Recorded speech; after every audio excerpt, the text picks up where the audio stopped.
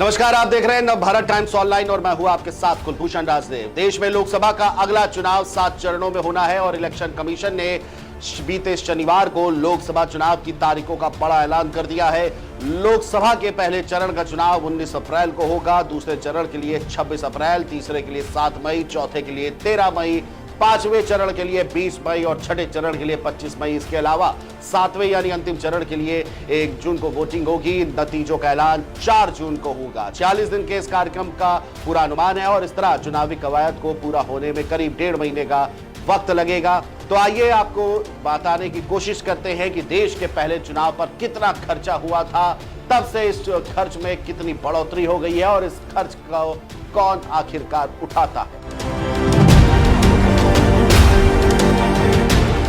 लोकसभा चुनाव का पूरा खर्च केंद्र सरकार उठाती है। इसमें चुनाव आयोग के प्रशासनिक कामकाज से लेकर के वोटर आईडी कार्ड बनाने, चुनाव में सुरक्षा, पोलिंग बूथ बनाने, ईवीएम मशीन खरीदने, मतदाताओं को जागरूक करने जैसे तमाम बड़े खर्चे शामिल होते हैं।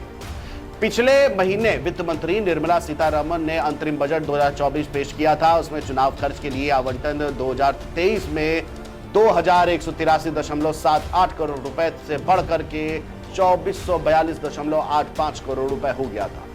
इस आवंटन में से 1000 करोड़ रुपए लोकसभा चुनावों में जाएंगे। मतदाता पहचान पत्र के लिए आवंटन को बढ़ा करके 404.81 करोड़ रुपए कर दिया गया है। 2023-24 में मतदाता पहचान पत्र के लिए संशोधित बजट 59.66 करोड़ रुपए था। ईवीएम के लिए बजटीय आवंटन 34.84 करोड़ रुपए है।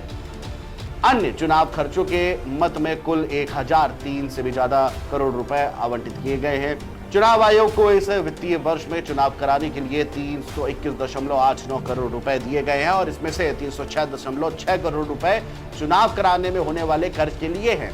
सार्वजनिक कार्यों के लिए भी अलग रखी गई है रकम, जिसमें 2.01 करोड़ रुपए शामिल है। प्रशासनिक सेवाओं के लिए 13.82 करोड़ रुपए का रकम आवंटित है। वित्त मंत्री ने पिछले साल संसद के शीतकालीन सत्र के दौरान चुनाव संबंधी खर्च के लिए 3143.92 करोड़ रुपए और चुनाव आयोग के प्रशासन के लिए 73 करोड़ से भी ज्यादा का अतिरिक्त आवंटन किया था। 14 के लोकसभा चुनाव में 3870 करोड़ रुपए की भारी रकम खर्च हुई थी।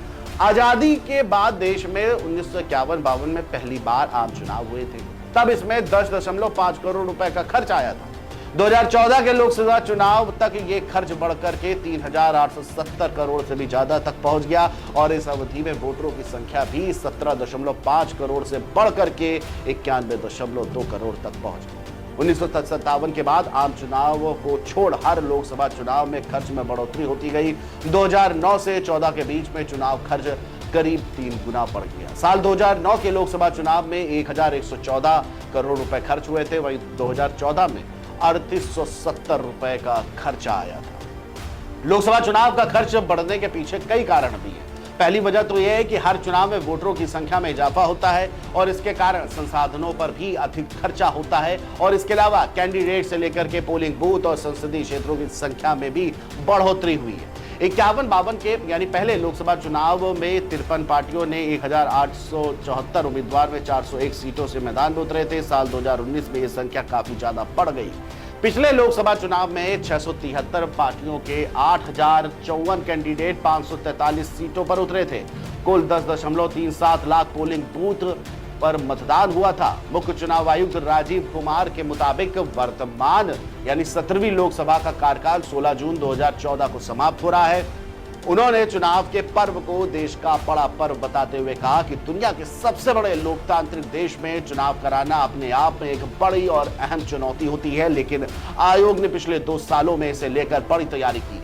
उन्होंने कहा कि आयोग ने देश के सभी जिलों में डीएम और एसएसपी समेत एसपी से लेकर के बातचीत की। तमाम स्तरों पर व्यापक तैयारियां भी की गई है और इस बार 97 करोड़ के से भी ज्यादा पंजीकृत मतदाता देश में 10.5 लाख मतदान केंद्र में बनाए गए जगह पर मत करेंगे। चुनाव के लिए 1.5 करोड़ मतदान अधिकारी और सुरक्षा कर्मचारी मौजूद हैं। 55 लाख ईवीएम और 4 लाख वाहन की भी व्यवस्था इस बार के लोकतांत्रिक महापर्व यानी लोकसभा चुनाव 2024 के लिए किया गया है। तो इस रिपोर्ट में हमने आपको यह बताने की कोशिश की आखिरकार खर्चा कौन उठाता है इस लोकसभा चुनाव का, उसको केंद्र सरकार है।